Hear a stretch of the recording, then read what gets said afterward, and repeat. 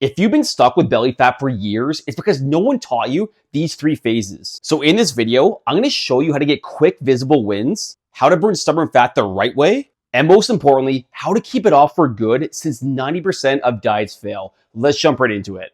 Okay, stage number 1, and this is what I like to call our power stage. And you're gonna lose 10 to 30 pounds of fat in this stage. You're gonna get quick visible wins. And the cool part about this stage is it's gonna be very simple. You don't have to worry about counting calories, overkill, or spending so much time meal prepping or even in the gym. So in the power stage, there's 6 things that you need to do, and we're gonna break them down right now. Okay, the P is going to stand for protein over carbs. And the cool part here is you don't have to worry about counting your protein yet. And I'll give you 4 real life examples that you can plug and play into your diets. Now, there's an old saying, if you have fat to lose, there's a good chance you're under consuming protein and you're over consuming carbs. So we want to try to balance that out a little bit, which will really help you lose your belly fat. And the 4 real life examples I'm going to give you. So for breakfast, instead of having more foods like, let's say, waffles or cereal, stuff like that, try to have more foods like egg whites, or even like oatmeal with a protein scoop in it. For lunch, instead of having foods with like a grilled cheese sandwich or just like even a lot of bread, try to have more foods with like lean turkey, fish, or even chicken. That'd be a great swap you can do. The third thing for dinner, instead of having like rich carbohydrate foods, have more protein with your carbs. So instead of having, let's say, pasta, maybe you want like chicken and rice, or even like chicken in the pasta. Just decrease how much pasta you have and add the protein in there, which would be better for you as well. And then for snacks, instead of having just like random snacks that have no protein in them, so think like chips and just kind of munching away sugar, stuff like that, try to have more foods like Greek yogurt, even beef jerky, even though it's a little bit high in calories, tuna, stuff like that. If you make those swaps, that's step number 1 in terms of losing your belly fat. And if you want more recipes and ideas, just go to the pinned comment below. I left 40 protein recipes down for you that you can grab. Okay, the O is going to stand for optimize your steps. And this will be a very quick breakdown. So I remember when I just did workouts, but I didn't really focus on my step count. I just wasn't optimizing my results. I added more walking in and the fat just started melting off. And same thing for clients when they really started focusing on step count. So what you're gonna do is I want you to try to aim for 8 to 10,000 steps per day. I know it's very boring, generic advice, but believe me, it works. We'll get to the workouts here in just a few minutes, but try to aim for 8 to 10K steps per day. You do that, that's step number 2 in terms of losing that belly fat. Okay, the W is gonna stand for work the 80-20 rule. So what that basically means is 80% of foods that you should be eating should be more higher protein, more nutrition-rich foods. And the other 20%, I actually don't want you to eat clean there. I want you to have some of those foods that you enjoy. Because here's the thing, you don't want to be perfect and you don't want to try to go 0 to 100. Now let me tell you a story that's going to really hammer home my point. A few years back, I remember my brother left for vacation and I had to cover for him. So we're working at the gym at a time and I was like swamped when he left. So it was about 1 week. And after that week, I did it, I accomplished it, but I was completely spent. And I was thinking like, there's no way I could ever sustain this if someone asked me to do this long term. Well, it's the same thing when it comes to nutrition. Like you don't want to be perfect. You don't want to overdo it, especially at the start, because you could probably do it for a little bit, but you're gonna get burnt out. It's not sustainable. But if you follow an 80-20 rule, no foods are off limits. You can work it into your quote unquote calorie budget and you're never gonna feel like you're dieting. So follow the 80-20 rule, master that, and that's step 3 for losing your belly fat. E is gonna stand for environment wins. And let me ask you a question. If a gambling addict was trying to recover from gambling and they want to quit altogether, do you think it would make sense for them if they went to casinos and hung out with high stakes gamblers, even though that person was trying to quit? It wouldn't make sense, right? Because like they're probably gonna get back gambling because the environment they place themselves in.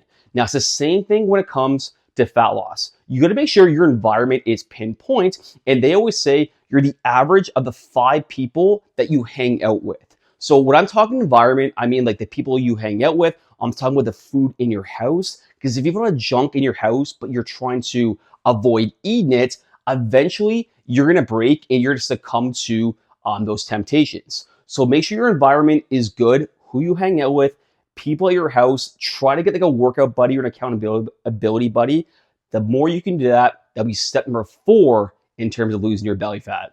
R is going to stand for rest like a pro, and this is such an underrated one. Now, I want you to think of your body as a phone.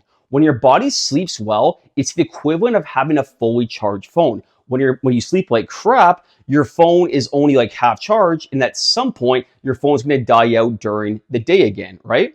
Well, it's the exact same thing when you don't sleep well. When you don't sleep well, you're going to die out eventually, and then you're not going to do your workouts, you're not going to meal prep, and you're just not going to want to be doing things that kind of correlate with the goal you're trying to achieve. And here's an actual fact about lack of sleep too. When you sleep like crap, your hunger cravings go up and you feel less full. So long story short, I'm not a sleep expert, but sleep as much as you can. The more sleep you have, the more fully charged your body's going to be. Okay, this is the last step of stage number 1. The S is going to stand for strength train weekly. Now, remember Greg, like he came into our program about 7-8 months ago now, and he used to do like a lot of cardio and a lot of like HIIT training. But then we really kind of focused on more strength training to protect his muscle in that fat loss phase, which makes long-term fat loss way more important. We're going to talk all about that in stage 3, so you don't want to miss that part. But when we made that change, the fat started melting off, and now he's actually losing fat about 7 to 8 months later. He's actually continuing to keep it off as we trim down and eventually add muscle. So what you want to aim for stage number 1 here is you want to strength train 3 to 4 times per week to start. We'll talk about how to progress that in stage number 2. But if you do these 6 things for stage number 1, you're going to lose 10 to 30 pounds very easily without counting calories, without doing cardio, and without spending hours and hours in the gym. So now that we set the stage for stage number 2, let's dive into it. And this would be the good stuff to really get that belly fat off. Okay, welcome to phase number 2, and this is what I like to call the S.H.R.E.D phase. And like I said before, you're probably gonna lose about 10 to 30 pounds of fat after stage number 1, maybe even a little bit more depending on how much fat you had to lose. But at some point, losing fat gets a little more challenging to do, and you're gonna reach a plateau. But I promise you, if you dial in our S.H.R.E.D phase right now, you're gonna get over that plateau, lose more fat, and ultimately get the body you want. Now, for the golf fans, I want you to think of like stage 1 as breaking 100. So let's say you broke 100, you shot a 99, 98. That's a great first achievement.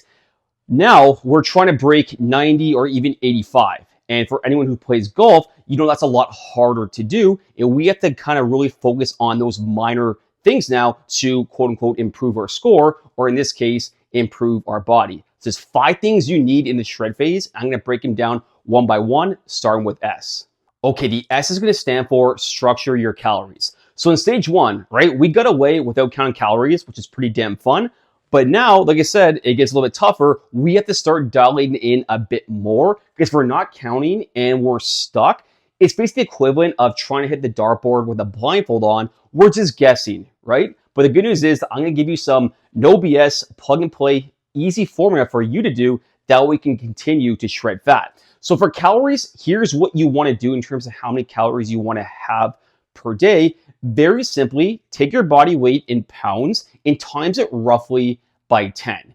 If you walk like a shitload, like a lot, you can times it by 11. Obviously, the more you move, the more calories you need. If you don't walk whatsoever, let's say you're more of like a desk guy, and you walk maybe 3,000 steps per day, then maybe you want to times it by 9. But a very general rule of thumb is body weight in pounds times 10. If you do that, that is the step number 1 of the S.H.R.E.D phase, and you're going to be already way ahead of stage number 1. Okay, the 8 is going to stand for hit your protein targets. So remember before I talked about just change some carbohydrates to some protein options and you can kind of guesstimate it. Well, just like the calories now, we have to dial in our protein, especially as we get a little bit leaner. So here's what you're gonna do. Take your body weight in pounds and times by roughly 0.8. So let's say you weigh, I'm just gonna say 200 pounds because I suck at math, nice round number for me. Let's say you weigh 200 pounds, you times by 0.8, you would wanna try to aim for 160 grams per day. But here's the cool part. All I want you to stress about is calories and protein. I don't want you to stress about counting carbs or fats because it really doesn't make that much of a difference unless you're trying to get down to like bodybuilding levels, which none of us are doing if you're watching this video. So focus on your calories, focus on your protein. Again, body weight in pounds times 0.8. That should be your target. You do that, and that's step number 2 of the S.H.R.E.D phase. Okay, the R is going to stand for ramping up movements, and this is what I like to call pulling levers, and this we're going to talk about now and the next couple steps. Now, who's ever seen the show Who Wants to Be a Millionaire? And I gave this analogy before, but do you remember that show? Like, if you're stuck, you can use like a lifeline, right? Like 50-50, ask the audience, or I believe it's phone a friend, and you can use one of those levers if you are stuck to get on to the next question. Well, in our S.H.R.E.D phase, we have to really start thinking about using these levers now. And one of these levers that we have is ramping up your movements. So let's say you walked 8,000 steps in stage number 1. Now we got to think about walking maybe 10,000 steps, or maybe adding in a side cardio session if need be. That's pulling lever number 1 in this phase, because the more activity we do, of course, the more calories we're going to burn. And remember, it's calories in versus calories out. And a lot of times we forget the calories out part. Okay, the second lever you can pull, and the E is going to stand for elevate your training. So remember in stage number 1, I talked about just do about 3 to 4 strength workouts per week. Well, in the S.H.R.E.D phase in stage number 2, it's actually not that much difference. But what I want you to do is 4 to 5 strength workouts per week. But the main thing I want you to focus on is progressive overload. In stage 1, it's not a big deal if you're kind of changing exercises, moving around, kind of doing whatever. But now we got to really dial in our training to the point of, okay, we're getting stronger with these similar movements over a long period of time. We're getting better, and we're consistently hitting 4 to 5 strength workouts per week. You do that, you're going to make sure your muscle mass is maintained the whole time in that fat loss phase. And remember that when the more fat gets stripped down, the harder it is to maintain your muscle. That's why the E in elevate your training is super important in the S.H.R.E.D phase. Okay, this is the last lever that you can pull in the S.H.R.E.D phase, and the D is going to stand for drop your calories. Now, I would say this is an easy lever to pull, but only use it when you're absolutely stuck. Think of it as like you're lost on an island and you have that flare gun. You're only use that flare gun when you're sure there's a plane that can see you, because you basically only have one shot at it, right? It's the same thing when it comes to dropping your calories. You only want to do it when you're absolutely stuck and you've done all the things I've talked about in this video, in terms of elevating your training, protein, sleeping, walking, all those things. If you still can't lose fat, then you're probably doing obviously 1 or 2 main things wrong. Number 1, you're consuming more calories than you think.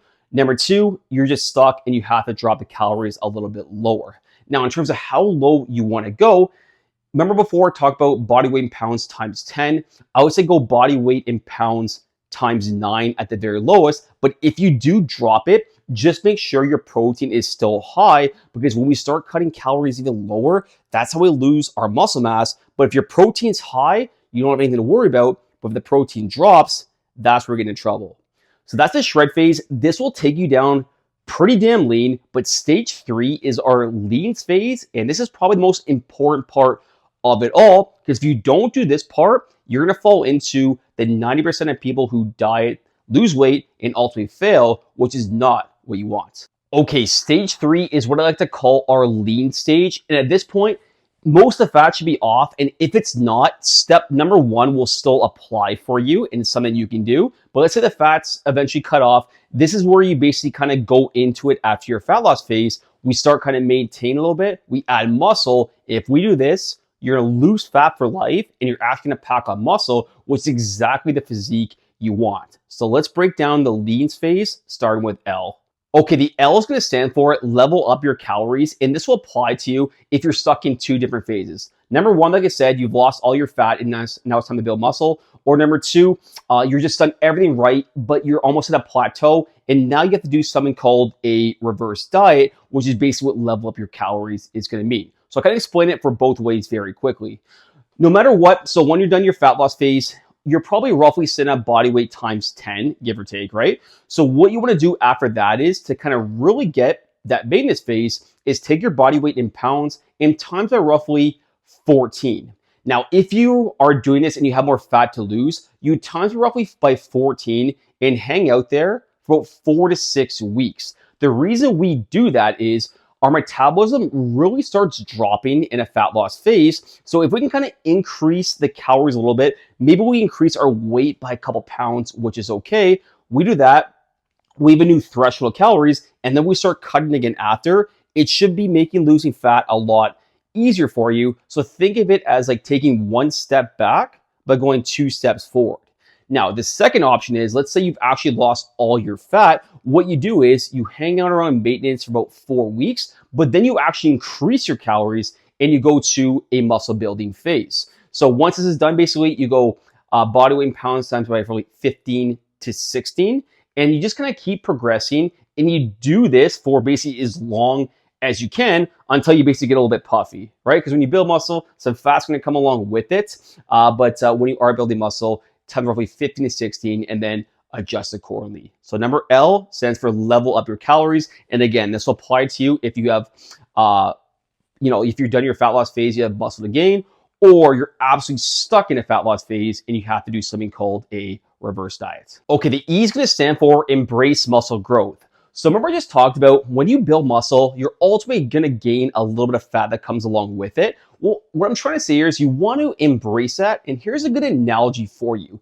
In sports, probably every favorite team you have went through some sort of rebuild at one point, right? It sucks that rebuild at the time, but when you're done it feels fantastic. Again, because it's like kind of 1 step back and then 4 steps forward. Well, it's the exact same thing as the muscle growth. It's going to suck for a little bit because you're going to get a little bit pudgy, and I'm assuming that's not the look that you're ultimately looking for. But when you gain more muscle and you have more of a frame, the next time you cut and lean down, you're going to look way better because you actually have muscle to show, opposed to just kind of cutting to the point where you look super skinny and you have no muscle to show after the cuts. So the E in our L.E.A.N.S phase is going to be embrace that muscle growth. Okay, the A is a game changer for you, and this is going to be the tip that's going to help you lose fat and build muscle for the rest of your life. The A is going to be anchor your non-negotiables. So what I want you to do right now, and even write it down, pause this video if you need to, you want to build out a non-negotiable 5. So my non-negotiable 5 for me is a certain amount of calories that I got to hit, a certain amount of protein that I got to hit, 4 workouts per week minimum, typically is 5, 10,000 steps per day, or a long 45-minute walk. And then the 5th one is 7.5 hours sleep at least every single day. Like those are my non-negotiable 5s that I hit basically every single day, unless I'm on vacation or something. So for you, this is the fun and the cool part. You're going to build out your non-negotiable 5, but make sure it's realistic. Because if you, let's say you say 6 workouts a week and 200 grams of protein per day, if you don't hit it, then you're making it negotiable, right? So build it out right now, write it down. If you have these 5 things and you just commit to it for the rest of your life, you're never gonna be stuck ever again. The N is gonna stand for never stop training like you're cutting. So what I mean by that is when you first get into that fat loss phase, like you're pretty gung-ho, right? Like you're either like walking a lot, you're working out a lot, you're going like crazy, you're lifting heavy amounts of weight. But then at some point, you're definitely gonna go through a bit of a lull, and you're gonna get a little bit complacent, especially when the fat gets off. But what I'm trying to say here is you wanna always lift like you have that chip on your shoulder, because when you've been doing this for months and years, we tend to get a bit complacent. But if you can just have that mindset of, okay, I'm here now, I'm gonna get placed, but now I'm gonna lift heavy and continue that motivation towards my goals, my journey. You do those things, kind of tying into number A, you'll never be stopped. The S, and this is such an important part, is going to be set new goals, period, always.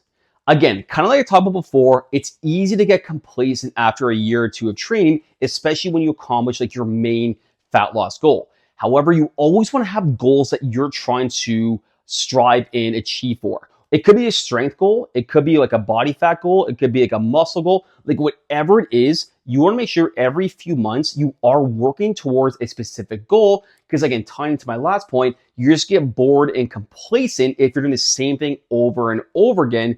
But if you always have new goals, you're always going to be pushing towards those goals. It's going to keep you motivated. It's always going to make sure that you never fall off track and you're going in that right direction. Now, this sounded great, but you're still kind of unsure a little bit. I made a video that I'm going to link at the end because I've literally trained over 1,000 men the last 15 years. And I can tell you where the 7 biggest mistakes happen. Watch that video. Make sure you don't do one of those mistakes. If you follow this video, just kind of make some notes, follow the video I'm going to tell you to avoid those mistakes. You do those 2 things, you're going to shred the belly fat, you're going to gain the muscle, And the most important part, you're not going to fall under that 90% statistic where if you lose a lot of weight, you're going to gain it back. If you like this video, please like, please subscribe, and make sure to check out that video. I guarantee it will help you. It'll save you a lot of time and frustration. Thanks for watching.